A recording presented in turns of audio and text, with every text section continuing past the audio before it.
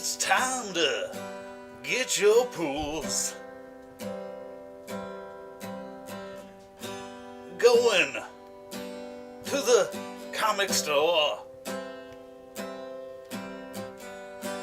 Time to get your pulls.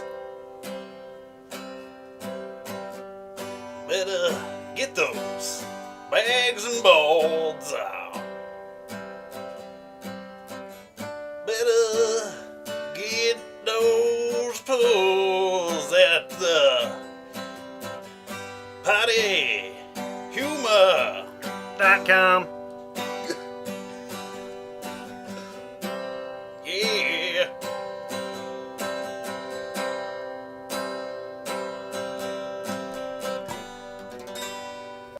Coming to you live from the pottyhumor.com studios, it's Getchyapulls. Getchyapulls. Welcome to Get Your Pulls, number 57. 57! Woo! Muji. And it's Dan. And it's Comic-Con week, so you know we got news. We got all kinds of news. We got a few polls, not a ton, but it's a good balance since we got so much other shit to talk about. Yeah, we figured we'd prattle on about Comic-Con so much that we just skip back to the long box altogether this week, so that'll return next week on issue number 58, when also Todd Johnston, the co-host, returns with more his segment, so, you know, only appropriate that we'll leave it off in his honor this week, and we'll get to the Comic-Con news, because there's a whole bunch of it. Big moves. What do we got? Well, start out with what, in my opinion, was the biggest news and the most surprising from the con, which apparently leaked a little bit before it got announced because I saw some speculation on it a couple hours before. But it's the fact that the next DC Universe movie, sequel to Man of Steel, confirmed to be Batman and Superman. That's awesome. They're saying they may call it World's Finest. We'll see. I bet they don't because nobody knows what that means. I bet it's going to be called Batman and Superman. But that's awesome. Really, really pumped. Motherfuck yeah. I mean, I wish I could have been there because it seemed like one of the best reveals that there's ever been. Zack Snyder was on stage, and there's, they've got, the transcript, and actually somebody taped the audio of it and leaked it online, but no video because people are afraid because you're not technically supposed to be able to tape anything. All the video footage that you see from Comic-Con is official stuff. You're not supposed to do stuff with cell phones, even though 2 years ago they did leak, the first Man of Steel footage came from somebody's camera from Comic-Con. So people do tend to sneak and do stuff from time to time. But I heard the audio of it, and Snyder's on stage. He says, he's officially announcing there's going to be a Man of Steel sequel, and him and Henry Cavill are both going to do it. And then he says, he can give you one little tidbit, and then he pulls out somebody from the I don't know who it is. It's not Henry Cavill. It was somebody else. He said they were in Man of Steel, but it was just somebody with a cool sounding voice. And he read a fucking passage from Dark Knight Returns, a passage where Batman tells Superman, he's never forget who it was that beat you, who had their hand around your throat. And as he's reading it, people, the real fanboys, like halfway into it, are like, you could hear him like saying, "Sorry, I returned to Batman. It's Batman." And then he gets to the end of it, and the lights go out, and then the screen comes on, and there's a Superman signal, and then slowly the Batman signal comes behind it to reveal that fucking something everybody's dreamed about that's like Batman and Superman forever, that it's happening in a real fucking, not in a cartoon, which are cool and whatnot, not in a comic, but in a fucking live action, $200 million movie, Batman and Superman on the screen. That's great. Unprecedented. Yes. I mean, you've lived through lots of things. Movies certainly flashier than they've ever been, but it's rare you live through history when it comes to this type of media. You do every now and then, you get to catch those little pieces of it, but this is history. Never have Batman and Superman appeared together in a live action film. This is enormous. If you'll recall, just a few months ago here on Get Your Pulls, we said it first. It would be a better idea to do a Batman-Superman movie as opposed to jumping right into the Justice League, because that movie's going to sell itself. People are going to buy that movie, and it's going to make $1 zillion without having to cast any other superheroes or muddy up the story. So you tell this story, you get it out of the way, then Justice League is served up to you on a silver platter. Yeah, and this movie is going to come out summer 2015.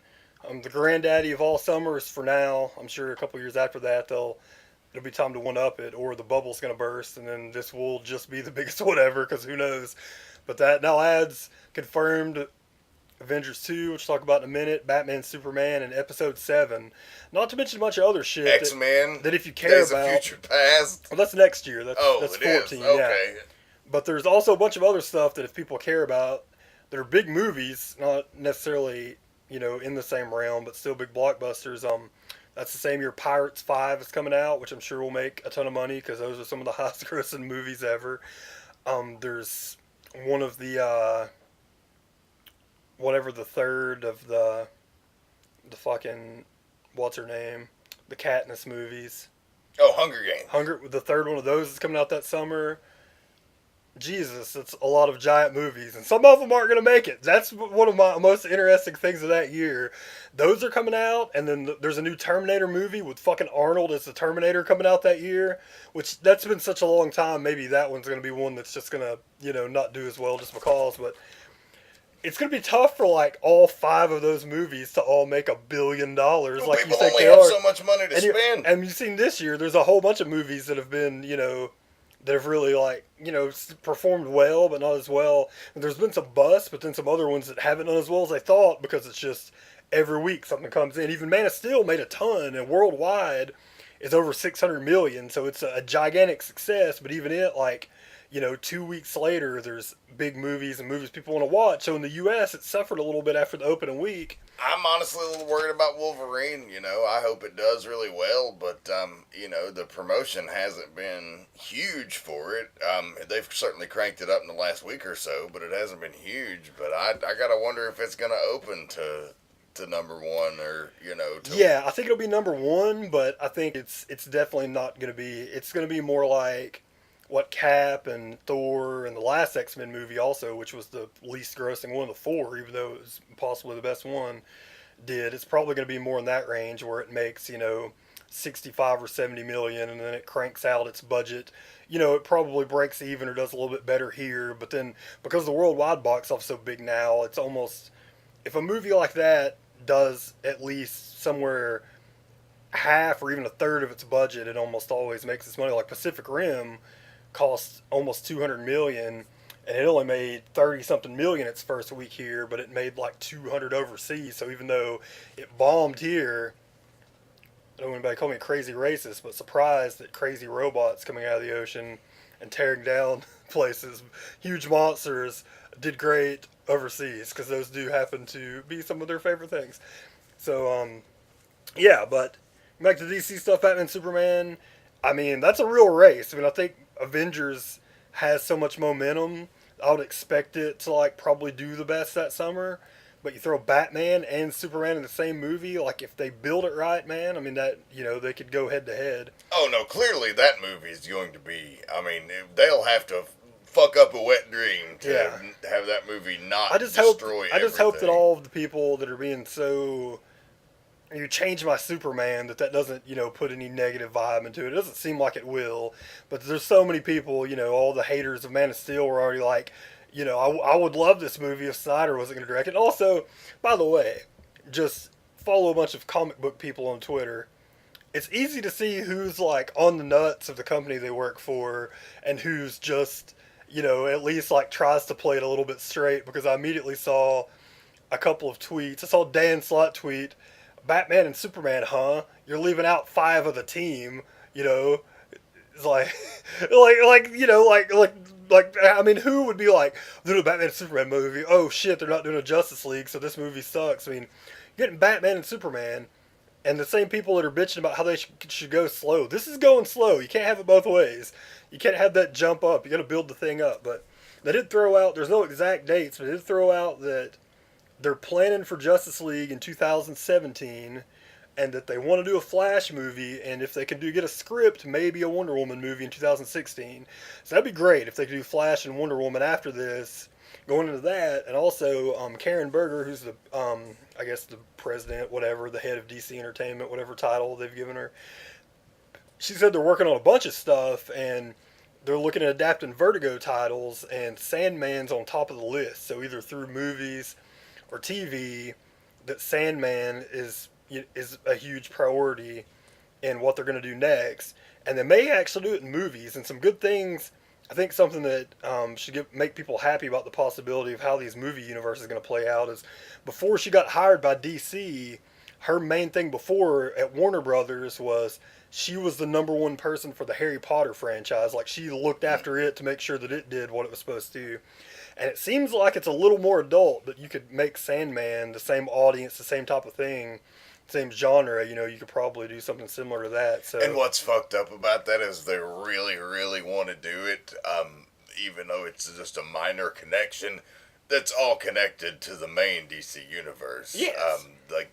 There's, if you read Sandman, there's brief cameos from Swamp Thing, Superman, Yeah, exactly. and many others, even though they're usually very, very minute. Yeah, so it's just exciting to hear that they're working on a bunch of properties, getting a bunch of stuff out. Sorry for the White Knights. They're like, where's Wonder Woman? They're working on her. They're trying to make a Wonder Woman movie. Yeah, let's hopefully they just do it right. And Maybe that's why they're waiting. And for all the DC haters, I haven't seen Marvel put out a Scarlet Witch movie or a Psylocke movie, or none of their female characters have had a single movie either. Oh, no. Wonder Woman's the most popular one there is, and I agree that people are overthinking it. I don't think it's going to be as hard to make an awesome Wonder Woman movie as they think. I think that they are scared though, because I think it's it's a legit concern. Like, even as good as like the Hunger Games did, like if you're going to put $200 million into making a Wonder Woman movie, that's more money than that cost or any of the Twilight movies. If you're going to cast one, it's a legitimate fear that you're going to make your money back, because it's it's been a trend in Hollywood, especially that action movies with girls have it done as well. But here's hoping that they do it, because that's the next most exciting thing out of anybody who hasn't had a movie. That's the number one for me, certainly on the list, is a Wonder Woman movie. I don't think there's anybody else that I would be more pumped for to get a single movie. So yeah, Wonder Woman is an iconic character and really one of their most popular overall, but in recent years, maybe in mainstream media, hasn't gotten justice. In the comics, she certainly has. If they build it off of like what Azzarello's done, her story's so great, and it's something they could do that's different, and playing into the whole mythology of her and stuff. It seems like a no-brainer. Like, if you didn't have a good plan before, then now that you've seen what Azzarello's done, it seems like that would just be so easy to adapt that into a movie. Yeah, it's like you take it, like give it a 300 Spartacus, even in some ways a Game of Thrones-ish vibe, and I think you could really have a winner. Yeah, absolutely. But really pumped about the DC stuff. And then the Marvel stuff, they had, of course, panels for absolutely fucking everything. I guess the biggest news is the big switcheroo on Avengers 2. Avengers Age of Ultron. It won't be Thanos. It will be Ultron will be the main storyline. That's a huge switch from what, everybody had thought and what they had obviously previewed at the end of Avengers. And, with Thanos being the main bad guy in Guardians of the Galaxy, I guess they didn't want to... That movie's going to be built around him being the bad guy, so I guess they didn't want to... If the Avengers beat him and push it back out into space, and maybe they think that people won't care to see the Guardians try to keep him from coming back, so save him for that movie. Which, like I said, I think it's a good move. I said they're different characters, but you can pretty much accomplish the same fight between Thanos and Ultron, so I think it's fine. Well, plus, if you're telling this overarching story, it's possible that the Guardians just barely survive their encounter with Thanos, and they save what needs to be saved, and then he's on his way to Earth for Avengers 3. That's also a possibility. It's possible. When we were talking about this before the show, I developed a theory that I'm going to say, and I think it could be a correct theory. I think it was pretty obvious based on the end of Avengers and everything they've talked about since then that it was just assumed that Thanos was definitely going to be the bad guy in Avengers 2. And people at Marvel talked about it. It seemed like it was a definitive he's the bad guy before the script was ever written, like that was the plan. We didn't start writing the script until really close to the time the news came about them getting back Daredevil and, what was going to happen, like, and they were trying really hard to get Galactus back. I think that Galactus was going to be the Guardians. They thought they could get him, and he was going to be the Guardians of the Galaxy bad guy.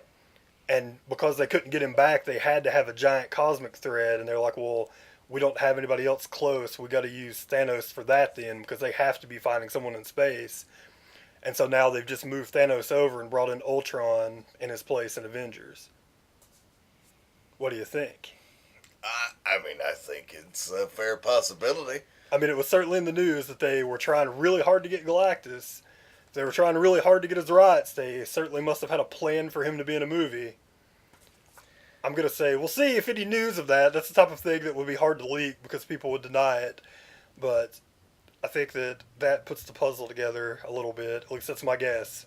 That's what, if I had to guess why Thanos got moved over, that would be my number one. But, anywho, exciting, cool stuff. Age of Ultron. I mean, that brings up a bunch of questions. I mean, of course they're denying, but I mean, they do constantly like to deny all this stuff. I mean, you know, The Office didn't tell you Michael Scott was going to be in it until like 4 days before the episode aired in the finale. You know, they're saying Hank Pym, you know, trying to say, well, he's probably not going to be in Avengers 2, but it seems like that would make sense now, especially since he's got a solo movie coming out the very next year. It makes sense that he would get some kind of a rub, even if in a small cameo way. Seems like he's probably going to make an appearance. Yeah, and Joss Whedon did respond to fanboy outrage from the Age of Ultron announcement. He did clear up that it is not going to be based on the recent Marvel summer event, but will be the movie universe version of the origin of Ultron. And that's where he actually made the comment that maybe you don't need Hank Pym to create Ultron, and that just further pissed off the internet community. And it kind of pisses me off. In the movie universe, I mean, you could theoretically, especially if Avengers 3 is going to be the last time Downey is in a Marvel movie, because I mean, he did sign on for, you know, Avengers 2 and Avengers 3, supposedly. He's agreed to come back for both of those. It's conceivable that if you're like trying to work Iron Man out of it, he's the technology guy. He could make Ultron, have it come back in his face and make people not trust him, so that in Avengers 3 he's going to have a big comeback, you know, especially if you're going to do, say, the Civil War, if you want to change up some of the reasons for the Civil War and actually do that as a movie, which seems to be something that they might want to do. You know, they could be going in all sorts of directions, but it does seem to make perfect sense on paper. You've got an Ant-Man movie coming out.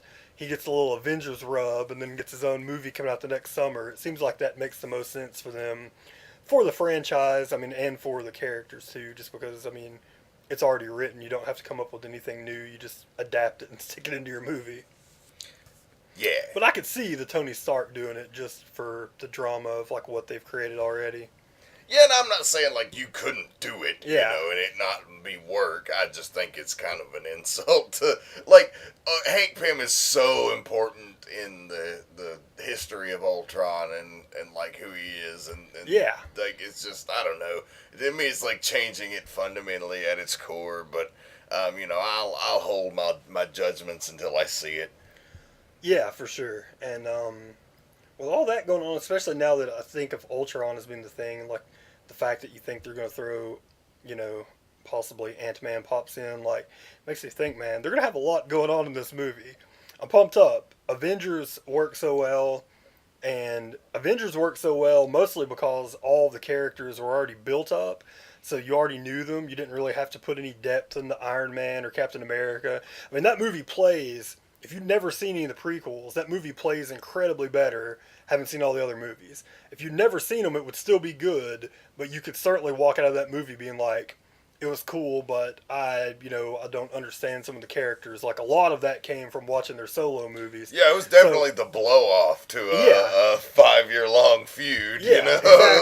Exactly. So, it makes me think probably, you know, with the new characters, with, like, Scarlet Witch being in the movie, that they're probably going to concentrate a lot more on the new people than the old people in the storyline. Because there's a lot of people in that movie. Yeah, I think the established characters are going to be used to give the rub to the new people, more or less. But really pumped for that. Some other news. I toned to that. Cool news for the S.H.I.E.L.D. TV show. Something else to get a little more excited about is that Maria Hill will be showing up from time to time. That's awesome. I mean, they said last year they hadn't said for sure she wouldn't be in it, but just that Colby Smulders with shooting movies and being on How I Met Your Mother, that that she just wouldn't have very much time. But she's in the pilot, which is awesome, and they said they hope to get her for a couple more episodes, so her presence will at least be around, which is important. If you're doing Shield, you need Maria Hill to be around. Yeah, absolutely. So that's awesome that she'll be in it a little bit, and it looked like Samuel. They didn't say for sure, but it looked very much like Samuel L. Jackson's in the pilot too. So that'll also be really awesome. Yeah, outstanding. That's really getting excited for that Shield show. I mean, I'm not like, my hopes aren't super high for it because it is on ABC, but it's exciting. As long as it's like WB level, it's fine. Like Smallville and Arrow, yeah, not great production. Smallville was actually better. It got exposed with HD. When it first came on, that was one of the things was like, oh man, this show looks pretty badass for a TV show. Then when it came in HD, you're like, oh, they're on a stage, damn it. But, so, I mean, it's one where, I'm already expecting to look past it. If some of the things look kind of cheap, that's fine.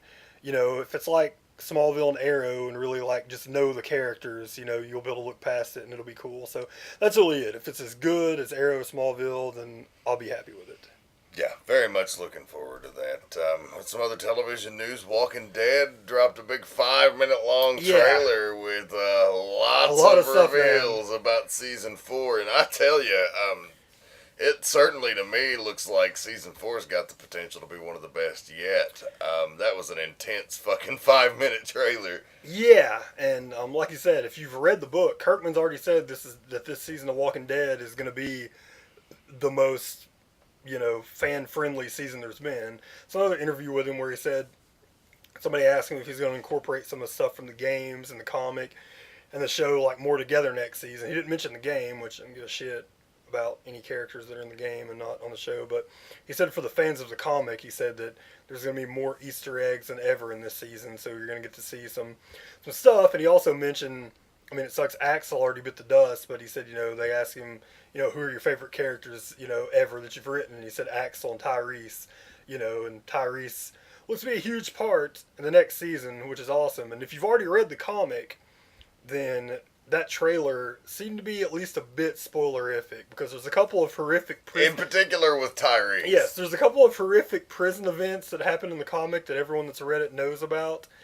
that look like, because of the way this season went, that maybe that wasn't going to happen. But now that they're staying in the prison, and they're doing it differently, but now that it looks like, they are... In the comic, they had a first battle with the governor, that went a certain way, and then the governor just disappeared for a long time and came back. But a lot of the events that happened in between that time actually went ahead and happened on the show before he came back. So it seemed logical. If the governor would have died at the end of that, then I think everybody would have been like, well, that's a logical blow-off. But with him getting away and being gone, it opens up the fact that, he may come back with a different force or maybe even be there. We were talking about that earlier, that in the preview, they show, one of the lines that's spoken is, it's got to be somebody that's in the prison. Well, one thought is, what if the governor just went and hid because that prison's gigantic? And they talked about the fact that where in the comic they explore the whole thing. In this, they have like a point they don't go past. And, because it's still too overwhelmed with the dad. They try to clear out, the other side, but they don't go all the way over. The place is so big, the governor could have just turned around and be hiding in the prison. So it looks like there's going to be quite a few characters getting killed. There's going to be all sorts of crazy stuff. And, I mean, there's so many characters. I mean, at least, I don't know how soon they could get overrun with zombies in, episode 2 and be back down to, 15 people for all that we know. But it looks like there's just a shit ton of people living in the prison. So there's all sorts of possibilities. Yeah, the trailer's on YouTube. Actually, AMC released it officially almost as soon as it was played at Comic-Con, so that was very nice of them. And I just want to say, for the record, more groups should do this. Marvel, DC, I'm talking to you. Comic-Con sells out in 5 fucking minutes, people, okay? There's a handful of motherfuckers that are going to get to see that shit in person. Why not put it on the internet for everybody else to see within a day? I mean, come on. Yeah, and also, too, I know that one of the reasons, that they come to Comic-Con is to A, get excited, but B, they want to get a response to, like, what, their what they consider their biggest fans, are going to think about, the product. I mean, you're getting such a small sample size. Like, if you care enough to like go across the country to go to Comic-Con, almost anything they announce, you're gonna like uproar and applause. Like, that's really the theme. Is every single time you hear about a panel, anytime they announce anything, even the smallest thing, people go crazy. Like, you don't hear anything about there being a panel and them announcing something and people booing. So I don't think that's really a good size. I think it'd be a lot better, if you're trying to figure out if you're doing the right thing or not. Like, if say you're doing Guardians of the Galaxy and you're in your early stages and want to know if people think it's cool, throw that shit on YouTube and give everybody like the 20 seconds of footage, because then you're going to get the right response of like finding out if everybody's down for like what you're doing and everything. But yeah, that's awesome. And then I mean, the rest, there wasn't really, for movie wise, like a lot of other news. I mean, there was a lot of awesome panels that makes you wish that you were at. So yeah, Game of Thrones panel was awesome. Game of Thrones panel ruled. Yes, absolutely. Was Khal Drogo making a surprise appearance and making out with Khaleesi and then bailing. Yeah, showing up, doing some cool stuff there. I mean, he probably wishes they'd have changed the book a little bit. I saw he's at a con this week that one of our buddies is going to in Louisville that they're trying to rope me into, and I'm just like, he's like in the prime of his career. Like, that's a weird move. But for him to be conned at it already. But anyways, he also turned down. I bet he also feels like a prick for turning down the Guardians of the Galaxy role. Apparently it was a money thing because he was number one choice to play Drax. And he said that, Marvel famously, which is a good move, famously doesn't pay what you would normally pay for a blockbuster, because they say, well, if you do this movie, you're going to be super famous. You'll be able to do whatever the fuck you want to do next. So, I mean, it does make sense, like, that you would take hardly any money to be in one of these movies to get the thing, but he wasn't having it. But yeah, that was awesome. I mean, fucking Tom Hiddleston coming out dressed as Loki and addressing the crowd before the Thor panel was awesome. He came out in character in full costume and, gave a big speech talking shit to everybody, so that is awesome.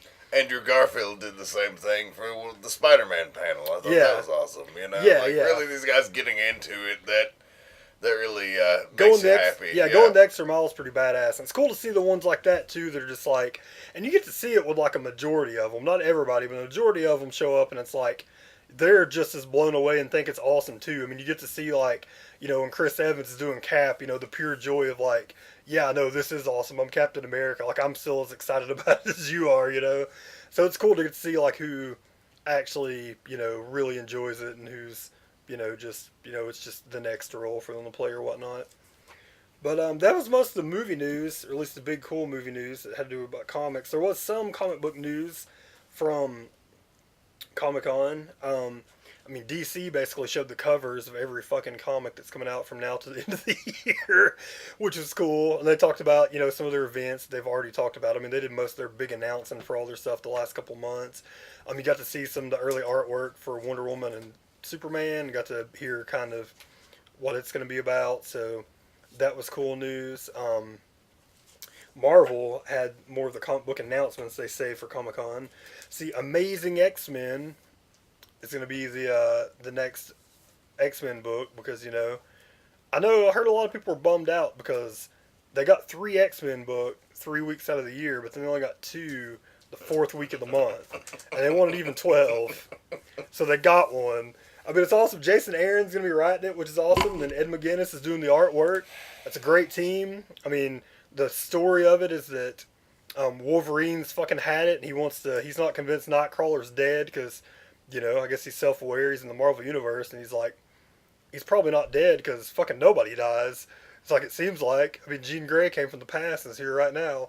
So, I might as well at least go look for him and, see if he's alive, because if I look long enough, I'll probably find him. So that's the basic deal, is that he's going to be going on a journey, and he's going to be joined by Beast and some other people. And sounds to me like Wolverine and the X-Men's ending before that. It could be. It sounds like that Hellfire Club might just be the end of that. Yeah, I mean, they could just decide, Wolverine could just decide that he's, not the guy to be looking over the school in the first place. And then since the regular adjectiveless, or X-Men, or X in the City, as I like to call it, the one that's not a gimmick because it's got all girls and Beast is in it and they don't put him on the cover, but whatever. that read the first issue. It was really good, but I jest about it. But it's got they live in the fucking mansion anyway. So if you just wanted to, and Kitty Pryde's already in it. So if you just want to say if Wolverine abandons the school because he doesn't seem fit, you can take the kids and stuff and throw them in that book if you want to. So it's not, it will be fine. I really love Wolverine the X-Men, so I hope it doesn't end. And plus, it's a long run, and it's cool to see a comic actually keep going and not just be over. But if it is over, then, that seems like it makes the most sense. Because Jason Aaron's got so much stuff coming out, it seems like he's going to be off something. And A, it doesn't seem like it would make sense for him to be leaving Thor anytime soon. And B, if he's going to leave one of the two, I'd rather him leave Wolverine the X-Men. So if he's going to leave one, hopefully that's it. And, it seems like he's always writing Wolverine anyways. Yeah, this is like to go continue writing Wolverine. Yeah. I don't think it's going to be a problem. But, that's exciting. It seems like I said, even though there's a billion X-Men books and all of them except for like one have Wolverine in it seems like. That's an awesome creative team. And especially if it's going to actually replace Wolverine the X-Men, that's an awesome book. And, Nightcrawler is one of my all-time favorite characters from the X-Men, so as much as I hate resurrections after multiple deaths, if they tell a good story, it's going to happen. I'll be happy to see him back. At this point with the resurrection in comics, that's why when people die in comics, I just don't give a shit at all. At this point with the resurrections, it's just like, what's going to happen. You just can hope that it's, like you said, you can just hope it's a cool story. And you shouldn't have to do this. I'm going to argue that this is just, part of being a fan of comics, that you just, if you want to try to pull enjoyment out of something that you think is stupid, then it's really on you. And it's really Marvel and DC's fault for killing people every couple of years. But, if you can convince yourself to just read it like, it's not a regular thing and nobody else has died, then sometimes, it can be good. Like, I've been reading the Captain America omnibuses, and when Captain America goes out, even though he's immediately going to be alive, especially reading omnibus form, he's going to be alive in like 2 hours. Since you're not waiting month to month, and that's it. It still was like a little bit, it still, it didn't make me sad, but I still was affected a little bit. I was like, oh, that was really cool how they did that. Like, that's crazy. But you have to put yourself in that place because your immediately reaction, that story was so good that like you knew he was going to die, but I didn't know when. So when it did happen, it still got me a little bit. If he wasn't back, it would have really got me. I'd be like, oh shit, this is when we lost Cap. But, it's kind of on you. Unfortunately, it's on you to like try to block everything out and try to enjoy it. To live in the moment. If you're paying, if you're paying $4 for the comic, then try to get the most out of it you can. Yeah, absolutely. And then the other book Marvel announced, Revolutionary War. They announced it as an ongoing series, not as like a mini or anything. But it's a combination book of the group MI13 and S.H.I.E.L.D. working together. I don't know shit about MI13 other than the British people. Yeah, it's the British S.H.I.E.L.D. Yeah, so they're going to have to come together and work together for something. That's really all I got out of it. That's a new book coming out. So, yeah, that was it. I'm sure there's more stuff coming. I'm sure they made other little announcements, but these were... Yeah, DC did announce that in their animated universe they are going to be introducing the new 52, so they're moving forward with that. I always kind of thought it was interesting that in a lot of the media that they were putting out outside of the comics, it was still in the old continuity, and so I think probably with stuff like that, especially with animated, is that stuff's planned so far in advance that, you can't just have something set in there and then scrap it, because unlike comics especially, the animated costs them so fucking much. It's not as expensive a movie, but, if they got a couple $100,000 and some animation, some characters they developed, and they're like, fuck you, we're doing it. Yeah, no doubt. And so Flashpoint, the event, of course, that reset the old continuity into the new 52, they actually are making an animated movie of that, and that's coming out at the end of this month, and then the next one, they announced that Comic-Con will be the Jeff Johns first Justice League arc, the War with Darkseid and Apocalypse. So that'll be cool. Yeah. Now it's a bunch of awesome toys. I won't talk about a bunch of them. You could just go my favorite toy website, see previews, toyark.com, TOYARK. Oh, so much. Did you see the fucking Hasbro? Everything. Did you see the Hasbro shit that they did? They did a fucking giant diorama in the middle of the convention floor with only Marvel figures in a fucking giant city fighting each other. Man. It was so goddamn badass. This is why we got to get to Comic-Con soon. I've only liked comics like a year, so I have the excuse of why I'm never going and I'm 30 because I didn't really know much about it or didn't care about it until a couple years ago. But it's yeah, all the shit they had there. They had all that, all the toys. They had a fucking Action Comics #1 that they got to put on display there for the 75th anniversary of Supes. They had all the Superman costumes, Yes. starting with the Reeves all the way to the new movie that were hanging up there. They had a panel that was, it was everybody you want. It was Snyder, and then Jeff Johns and fucking Grant Morrison, and a bunch of other people, and Cavill all talking about Superman for the 75th anniversary. I mean, there was just enough Superman 75th stuff there to like make it worth your trip, especially to get your picture taken with Action #1 because. You probably ain't never seeing that. You probably never seen that in your life. Oh, man. It's only a 6.0, but that's a couple $100,000. That's They have a fucking armed guard there standing. They had beside guys with guns. it. That's San Diego's finest. It was like, we don't trust these people. He probably didn't trust anybody. He probably didn't trust Morrison not trying to take off with it because you never know. But Grant Morrison drops a bunch of fucking acid and yeah, it's a convention floor. he's like, Action #1 is talking to me. It's like, please take me out of these shackles. I want to breathe. I want to be read. You know, nobody's read that book in fucking 50 years. You know, that one's been plopped in a case. I mean, It's probably in fucking airtight cryogenic Yeah. chamber. I'm sure if you fucking open the page, it would just turn to fucking dust. there's probably still the fucking plagues in it. It's probably been sealed up so long they didn't know the last owner of it had the bubonic plague, and it's just resting in there. And the next person that opens it, it's gonna be like a comic. The next person that opens it to read, even though they know they shouldn't, is gonna fucking become a zombie. But it was awesome. Everything looked awesome. All the toys. The DC, really fans of everything. I don't like wrestling as much as they used to, but they had wrestling toys. For the other people that listen to the old Midnight Black Mass on pottyhumor.com. You know, we like wrestling. Dan still's involved in wrestling, but we like older wrestling. They had some badass. They had a Mick Foley, a Mankind, where his hair comes out. That's one of the coolest sounding wrestling toys I've ever heard of. And then for just the comics, man, DC Entertainment is putting out pretty much every. I was afraid because they're coming out just a little bit at a time, but it's going to come back to haunt me or haunt my wallet because they got all sorts of things coming out, man. They got new DC 52 design, a Suicide Squad 3-pack with Deadshot, Harley Quinn, and the fucking, what's his name? Captain Boomerang. Oh, man. That's the 3-pack there. They're doing an Arrow TV show 2-pack. That's going to be an awesome looking figure of Arrow and Deadshot. Or sorry, Arrow and Deathstroke, actually, I think is the figure for that. Mattel's new figures looked awesome. They also have a Deadshot. So Deadshot, fucking never seen a figure of in my life, and I was getting like 80 in these. Maybe he's got big plans for him at ECU. We'll see.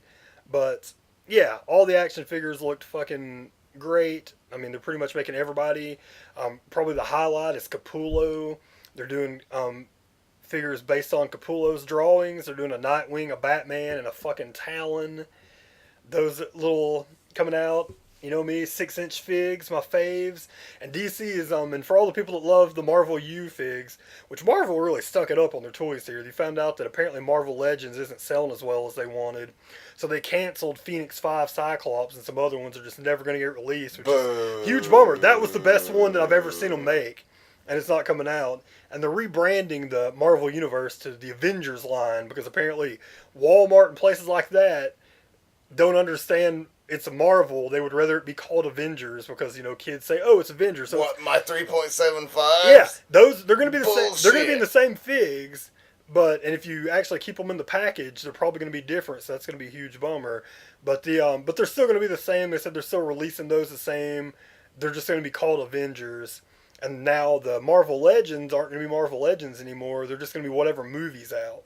So they're going to slip in like comic book editions of people, but it's going to be after the next line of those, it's over. So there'll be a Captain America set that you may actually get, you know, a comic book version of Black Widow, but it's going to be based on the movies. So bummer on some of their news, but then on the DC news, all their figs looked awesome, and they're actually doing a full-fledged 3.75 line now that will be compatible with the Marvels that they're coming out with. It's a full roster of DC characters, not just little ones here and there.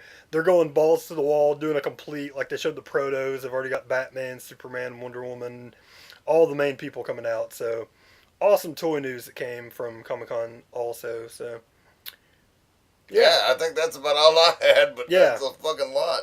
yeah, that rules. So we'll get to the pulls. We got some pulls. Time for polls. Got a double Fantastic Four universe came out this week. Fantastic Four number 10 came out. It was pretty fun. I mean, it's the epitome of fun. The cover is fucking Ben Grimm punching Ben Franklin, who is also a Skrull, in the style of Captain America punching Hitler. Yeah, it's pretty awesome. And I saw, for all the people that complain there's no fun in comics, there's lots of fun in comics. Both FF and Fantastic Four are very fun. I think a lot of people just want every comic to be a cartoon that a 4-year-old can enjoy. And if you think back to the X-Men comics that came out when we were 6 years old, those weren't for fucking 4-year-old kids, my friend. So everybody has this crazy thing that, like, I think we've talked about this before, but people also have this crazy idea that, like, kids, like, they don't understand, like, once you become, like, 8 or 9 years old, you pretty much understand everything that adults do, like, to an extent. Like, Batman came out, like, I've heard people that said they wouldn't take their kid to go see Man of Steel, like, some of the haters of it, like, I wish I wouldn't have took my kid to see that. Batman that came out in 89 was twisted as can be. And I was 6, and it was the favorite thing I've ever had, and it didn't make me want to do damage to anybody. It didn't fuck me up. Nobody I knew even, like, said a word. That's just how much that things have changed in 20 years, and now people are like, somebody got killed in that. That's not a kid's movie. They do the same thing with comics, but trust me, the comics I did read when we were kids, the fucking X-Men in the 80s was a book that if you were 9 or 10 years old, you could enjoy, but it was certainly aimed towards teenagers and young adults. So everything doesn't need to be like SpongeBob doesn't need to be what the comics read like. But this is a great example. If you're looking for something that's fun that anyone of all ages can read, this is it. I mean, I think you kind of hit the nail on the head without exposing the whole story. That's the basic gimmick. Is they go back to the signing. So they're Matt Fraction. He does like to throw in these books, kind of his take on political stuff. He does it more. Brubaker, I think, is a great example of somebody that just kind of throws the question out there when he wants to have a big, like, political discussion. Fraction very often takes a side, and that's kind of what this book is here, too, is he goes back to the signing of the Declaration of Independence, and he has, it's basically an argument between Franklin and John Adams and Jefferson on Jefferson wants, to go ahead and abolish slavery in the Declaration, and then Adams is arguing with him that we're going to lose the South, and we can't fight 2 wars at a time. We got to fight the English first, and then of course the little kids, Franklin and Val don't understand. They're just like, well, that's stupid. Why would you do that? Because little kids, which is a good thing. Little kids really only see the world in black and white, so they just are like, that's dumb. Which is a good. No, that's wrong. You just shouldn't do it. Yeah, no, that's wrong. When we won't have a huge history lesson, but yeah, we probably wouldn't be free if they would have went ahead and abolished slavery back then. As sucky as it is, probably wouldn't have any freedom right now if they would have went ahead and do that. They needed those extra troops. But anywho, they kind of had that discussion, and then their explanation for it, the reason that they're against it is, it's because Skrulls are the ones that want to keep the slavery in. So, that's a good throw in of, like, instead of it's just the fact that people were fucked up, it was aliens.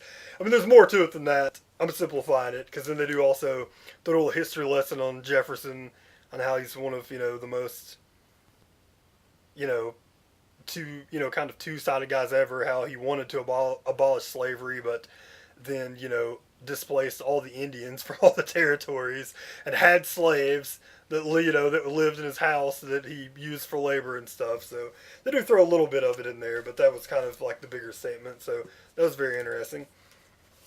And then on FF, this is the most the plot's really moved in FF the whole time, and kind of gives you a key into how maybe the Fantastic Four are actually going to get back, because you also see in there the Fantastic Four are all starting to be affected by the disease they have, whatever it is. You get to see even the Thing was like one of the only ones that isn't, and by the end of the book he is. So all of them, whatever the disease is that's inside of them, is starting to affect them all. In this book, you get to see the FF goes and has a pool party with ancient Julius Caesar guy from earlier. The Julius Caesar guy that's alive today that was, that helped him out with the time machine in the first place, Fantastic Four. It's very, very, very entertaining. Bentley is doing a class project on some of the kids, and it's just very entertaining what he's doing. Shooting the video and everything. It's quite good. And then by the end of it, you get to see that they've decided that that they maybe need to rescue. The Caesar guy's talking to them, and they've decided that maybe they need to take a time machine and try to go rescue the Fantastic Four. So that story, both books have been really entertaining, especially FF. And they've had their little, they've had subplots, but it looks like kind of the main thing, the main plot thread that started in the first one of, the Fantastic Four didn't come back, what the fuck happened to them. They're going to start answering those questions in weeks to come. So that rules.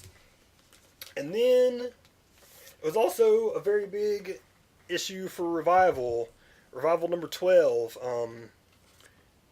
A bunch of stuff happens in it, but really the main thing is that some of the main characters, some of the things that have happened over the last few things, some of the main characters kind of figure out what each other have been doing and what each other are. The two main characters, the sisters, see Detective Dana Cypress and her sister. Is her sister Molly? Her sister is... It starts with M because I call her M, like E-M-M. She's something. Emma, maybe. She's Ma. She's Ma something. She's Maggie, Molly. Maybe something different. I got the book. It's right in the fucking front cover. Look. I got the book in my hand. I don't know if it's in the front. Let's see. Yeah, not in the front. Oh, well. Well, nonetheless, The Cypress Sisters. the Cypress sisters. Or the Sister Cypress, Yes. if you like it. Dana, the older one, she starts getting some clues. She finds her son's book, his little comic that he makes about his own life, and sees that his sister's in it. She kind of gets, and she finally gets the idea that her sister's been doing, some crazy stuff because, she knows that her sister's a reviver, but she finds out that, she's had her hand in some of the crazy things that have happened in town, including some of the deaths and stuff. So that was kind of the big reveal here. So that's one of the big things in here is lots of times it's Aunt Martha. One of the big mysteries in Revival is that, it kind of slow builds and a lot of the characters have their own things going on, but they rarely cross paths with, like, the main story. But finally it looks like that's starting to happen. So it's a really, really exciting book. I said recommend Revival to anybody. It's very entertaining.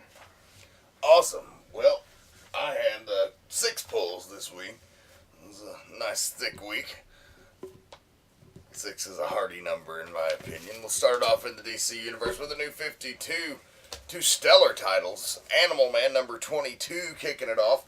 This issue we see Maxine, the daughter of Buddy Baker, and her continued journey into the red as its new avatar.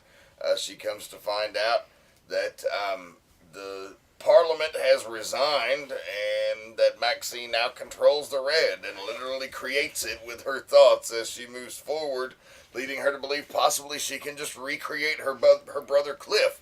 But of course she finds out that that does not work because even though she can manipulate the matter, he does not have a soul. In the meantime, Buddy Baker is still investigating the strange disappearance of many animals. He's come to find this horrible crime scene at the end of the last issue, and there's all these animals butchered, and he comes to find out as he's investigating that it's actually this fucked up dude named Clinton Hogue, who, with a gang of other motherfuckers, has offered to get genetic experiments done on them to give them animal-like powers, but they've actually just, cut up animals and grafted them to themselves. It's super fucked up. That's gross. And, we actually come to find out they abduct Buddy and take him down to this lair, and another famous DC villain is introduced into the new 52. Find out who's behind all of this animal organ harvesting. It's the famous occult DC villain, Brother Blood, making his debut. Brother Blood, another one of those original early comic book names. And then moving on to the Trinity War. Been an exciting event. They really pumped this up as the big knockdown, drag-out DC event of the year. And folks, this is an event. Let me tell you, a lot going on, but not too much. lot of action, a lot of story, and it's intriguing. It's, keeps you on the edge of your seat, and it feels important. And so difficult to do that in comics, really, to make these big events feel important. But Trinity War is doing it. This time it's Justice League of America number 6, part 2 of the Trinity War saga. We see Paleface, who is still behind the secret societies, and he says it's time for their plan to come to fruition. We're introduced to the Question, who is one of the Trinity of Sin. He is tied to this whole thing in some way, and in this case, he's a man afflicted. These crazy questions pop into his head like an addict or a disease, and he's got to pursue it, and he can't stop until he finds the answer. And as each answer is revealed, he gets closer to finding his identity. Of course, as you know, is the Question. He's just a man with a blank face. And this is the new 52 version of the Question, so totally different than any of the pre-continuities. Actually seems to have some sort of mystic tie-in here. But it's still the Question that you know and love. This is the fallout from Superman killing Dr. Light in the last issue, which occurred in Justice League.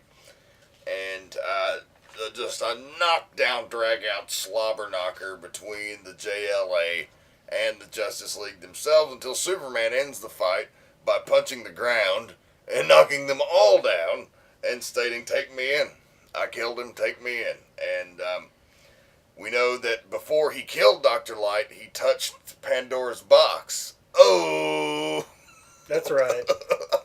Well, the rumors are true, because apparently that's made Superman violently ill and is probably the reason that he killed Dr. Light, though Batman is theorizing that Dr. Light's light absorption power triggered his heat vision and it was Dr. Light's fault.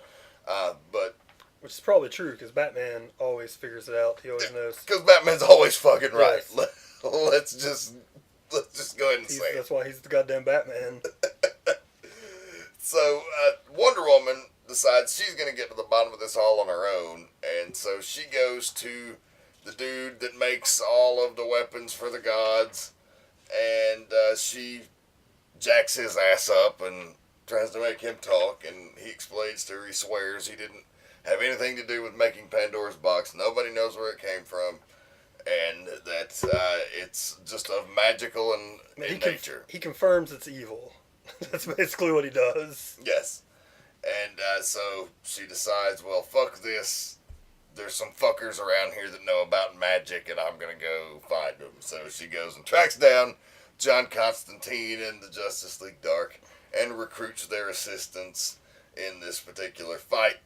In the meantime, a man who we think is Steve Trevor comes to visit Superman, who's sick and in custody, and it's revealed it's not Steve Trevor at all. It's actually the Question, who is incognito and trying to get his next question answered, and apparently knows who really killed Dr. Light. So this mystery just continues to get thicker, and really looking forward to part 3 coming out next week in Justice League Dark. Yeah, it's cool. I like how, like I said, DC's done some of their events like this, where this is going to be over in 5 weeks, so you don't have to wait a billion years for everything to happen. So that's awesome. Yeah, and a lot is happening, and like I said, it feels important. That's a big thing. On to the Marvel Universe, we'll start with Deadpool, number 13. It was another fun, in-between storyline issue. They just wrapped up the second big arc. Last time they did a parody of Demon in the Bottle. This time it's a parody of Heroes for Hire in a 70s blaxploitation style Deadpool with an afro, teaming up with Luke Cage and the Immortal Iron Fist, solving a mystery in New York City. And quite entertaining and silly. And the fucking villain is a pimp who is an albino named the White Man. And just leads itself open to plenty of great fucking jokes, and Deadpool always delivers the laughs. You know, not in continuity with its normal story, but it's Deadpool. It really didn't have to be. Yeah, nice. Remains entertaining. In Avengers number 16, the prelude to infinity, as cosmic craziness gets crazier. In this issue, we learn more about the Star Brand and really what his powers are and what he can do. We see the Hulk go ape shit on S.H.I.E.L.D. because they told him no, that wasn't cool.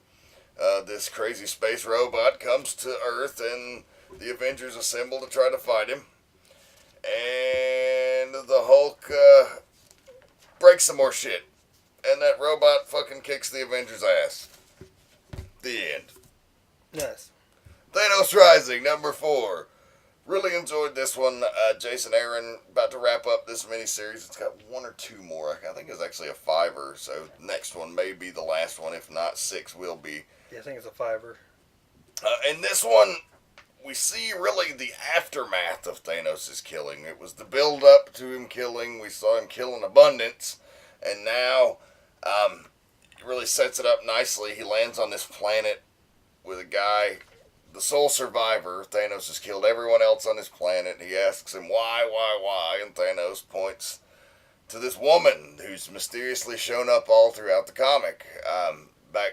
You think it's a woman that he grew up with from his early days on the planet, the way they lead you to believe.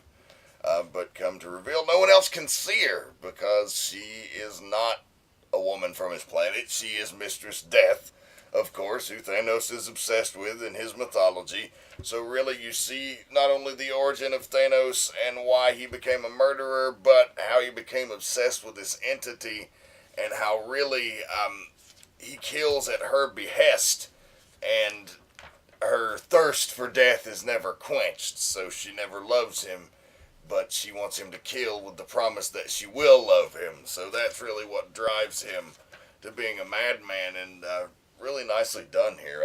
I'm really enjoying this miniseries. I know it's probably not getting a lot of critical love. I don't really understand why. I mean, it hasn't been especially deep, but it's been like, It's been cool. Dexter, if he was a space god. Yeah, maybe. He was a monster. Kind of. And then on to close it out this week with the pick of the week. Jason Aaron yet again with Thor, God of Thunder, number 10. Part 4 of the God Bomb saga, the next to last, the semi-main event. The penultimate, if you wanted to use the most overused word in comic review websites. Well, we'll throw our name in the penultimate bucket. Here you see what a vile fucking cunt Gore the God Butcher is. His wife is just so happy that all of his God butchering madness is about to come to an end when this God bomb goes off, that they can have a normal fucking life. And she's like, thank you for everything you've done. I look up to you so much. You could even say I worship you. And he's like, well, fuck you, bitch. I'm not a god. Don't call me a god. And he kills her. Well, that's kind of fucking cold. That's ice cold. And then his kid comes up like, where's mommy? And he's like, she went to the fucking store to get some milk. Yeah. But all 3 Thors return from getting their asses whipped the last time to throw down again with Gore the God Butcher. Young Thor takes his eyeball, so they definitely put a hurting on him like never before here. But possibly too little too late, as at the very last minute, the God Bomb is launched. We don't know really what it is or what it's going to do. It's a God Bomb. But it's the very last page says it's gone off, and now we're going to deal with the fallout in the finale next month. But that really, I've said it before, but if you really can't understand like how much Jason Aaron does with Thor and his whole mythos and the tone and the character, and Assad Ribic has to get the credit too. Yeah, I've been saying it since one of the first issues. It's one of the most underrated Marvel Now books. Still, it seems like it's one of the inside guys' favorites. Like you see all the other different writers every time it comes out, sending their love or Jason Aaron on Twitter. I mean, it sells fine, but it hasn't got the critical love that you would think. Even though it seems like it's the writer's favorite book, like everybody else thinks it's so good. Yeah, it's just a totally like fresh, new, like re-envisioning of Thor, but not changing anything about him. Yeah. It's just all in just the packaging and the presentation of him, and it's something very, very special. Yeah. Speaking of everybody's favorite, what was it? The Eisner Awards actually went off at Comic-Con. We didn't talk about that. Oh yeah, we could talk about that on the way out right quick. Yeah, give a brief little synopsis. Basically, Saga won almost everything. It won for the best new book. It won for the best. I think it won for the best continuing series. Brian K. Vaughan won for the best writer. So that's cool. That's deserved. I mean, there were a couple books that I was, would have been. I don't really care who wins the awards, but I thought would have been fair either way. Well, the Eisners are always skewing Andy, also. Yeah, because superhero comics don't get much love from that artistic side of the comics community. Yeah, there were, and I'm not saying these comics might not be good, but there were, for the best series of the year, I think there were 5 listed, and 3 of them I'd never even heard of, even on any website I've ever gone to. So, but yeah, it's awesome that Brian K. Vaughan got that. And got best writer. I mean, as an example of skewing, I mean, Batman or Snyder Capullo got a nom for anything, and that's, you can't tell me that he's not done one of the best, 5 or 6 writing jobs of the year. But that was cool. Then, in a category that I was like, I would never be able to pick, neither could they, for best artists, Samney and Aja co-won that award, so that was pretty cool. Because when I heard that, I was like, oh man, I was like, Hawkeye looks awesome, Daredevil looks awesome. It's like, how could you pick? So they won that, and I believe that Aja also won Best Cover Artist, which is cool. I mean, those Hawkeye covers are very different, very awesome. Fatale got nominated for a bunch of stuff. I'm not sure if it won anything. It might have won something, but it was... Brubaker got nominated for Best Writer, and Sean Phillips got nominated for Best Cover Artist, got nominated for Best Artist, so... a lot of the books that we praise on the podcast all got their just due and got nom for a bunch of stuff. So I thought that was cool. And then, of course, you can go fucking anywhere if you want to read a full list of everything that won. They're the ones, they go deep. They give for, like, all sorts of awards that you would never think of. So that was cool. But that is it. See, what do you see we know next week? I don't have a lot again. I think I have 3 or 4 again next week. Maybe even 3. I got 5. Next week is annual week. That's right. I've got, or no, that's in 2 weeks. Yeah, I don't have any annuals next week. No, that's in 2. We've got, there's 5 between the 2 of us, I think. I've got Flash, Aquaman, Justice League Dark, and 2 Marvels. Uncanny Avengers is one, I know, and maybe Captain America, or maybe another Avengers. I want to say I have Wolverine the X-Men. Lazarus #2, which that's awesome. That's coming out this week. And then maybe a Fatale. I think maybe it was 2 Image and 1 Marvel was it. I get hit. I got like a billion again the week, or 2 weeks after that. This is a weird month. Because in 2 weeks, sweet annual #2 time. I got a Detective and a Batman annual coming out that week. So fuck yeah. Nice. And then you've got like a couple, right? You've got Animal Man. You've got Animal Man and Flash, Smallville. I think. And I think there's another Smallville. Oh yeah, this coming week too. Hawkeye annual. Hell yeah, that's coming out. I'm getting that this week. I had to send an email to the comic book store to get that put on. So cool. Well, that's awesome. Well, it's number 57. Get your pulls.